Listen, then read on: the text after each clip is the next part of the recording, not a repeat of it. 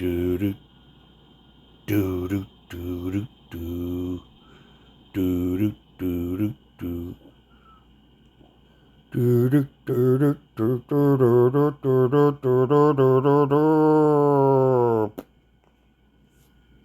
Near the front of Rise of the Oathbreakers Part 2, I've got this section. 10 questions that will test the competency of a police officer. Another way to look at them is they're 10 challenge questions that will test the competency of a police officer. You can use one or more of these questions to challenge an officer in terms of their knowledge on the law. If you have an officer who starts getting all smarty-assy on you about where'd you get your law degree or are you an attorney, hit them up with one of these memorized challenge questions. You don't even have to set it up, just ask the question. They want to be a smartass? They say something about, are you an attorney or are you a lawyer? Ask them real quick. Just say, hey, what 2 items have to be left behind after serving a search warrant? Say that again. What 2 items have to be left behind after serving a search warrant? Jeepers, officer, you would know this, right? You're trained. What 2 items have to be left behind after serving a search warrant? If they know the answer, well, good for them. They're supposed to know the answer. It's like asking a surgeon what's a scalpel. I would hope a surgeon would be able to, answer that question. But what if they can't? What if you see them hesitate or change the subject or mumble? That means they don't know it. And now they're going to be thinking, I just stepped in it. This person may actually be a lawyer because they certainly know more about the law than me. What I want people to avoid is rising to the bait. Don't let the police flip the script. If they say something smart-assy like, are you a lawyer? Where'd you get your law degree? Hit them with the challenge question. You see, one of the upfront advantages of knowing how to ask a cop a challenge question is you don't have to go back and forth. You don't have to rack your brain under the stress of the moment trying to come up with what's the right thing.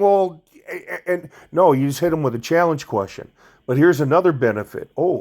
There's another benefit. If it's a conversation where you and the officer, you're kind of going back and forth and it's pretty clear the officer's thinking about violating your rights and an opportunity comes up to ask a challenge question, remember, if you're not filming, somebody else should be filming, or hopefully the cops have their body cameras on. And what happens if they can't answer the challenge question? What does that do to their credibility? It sinks it. Good luck in front of a judge or jury with that video being out there, officer. It might even dissuade a prosecutor from taking a case. Challenge questions have a place in this whole idea about getting back at the cops. We got to get back control at the cops. Challenge questions. You're only asking them questions that they're already supposed to know the answers to. Well, let's go through them quick. Number 1, what rights are enshrined in the First Amendment? You hear auditors ask that question a lot. So the concept of a challenge question, well, guess what? It's already in play. And it's incredibly effective, isn't it?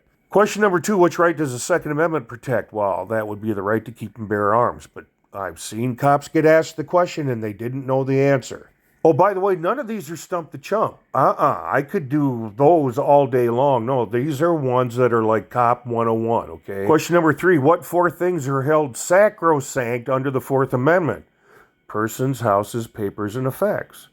Which amendment guarantees the right to remain silent? Fifth Amendment. Number 5, the Constitution protects the rights of citizens from what? From the government, which includes the police. Again, there's no stump the chump here. These are straightforward questions. In fact, every American citizen should know the answers to these questions. I just happen to have it tailor-made to police right now. Number 6, what is a Carroll search? It's a probable cause search of a motor vehicle. Number 7, can police stop a vehicle on reasonable suspicion alone? Yes. Can an anonymous report of reckless driving justify a traffic stop if reported to 911? Yes. Look at number 9.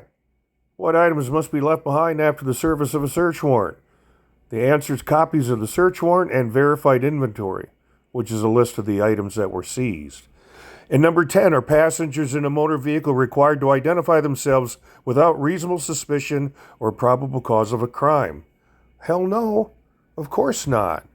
Doesn't mean the cops are going to not try, but no, they're not legally required to. The absolute best part about asking an appropriate and timely challenge question is just think of the repercussions involved if an officer can't answer it, or they make themselves look stupid trying to answer it, or they turn themselves into a pretzel trying to answer it. Means that we have taken power away from our primary oppressors, and we have thus rendered it unto ourselves.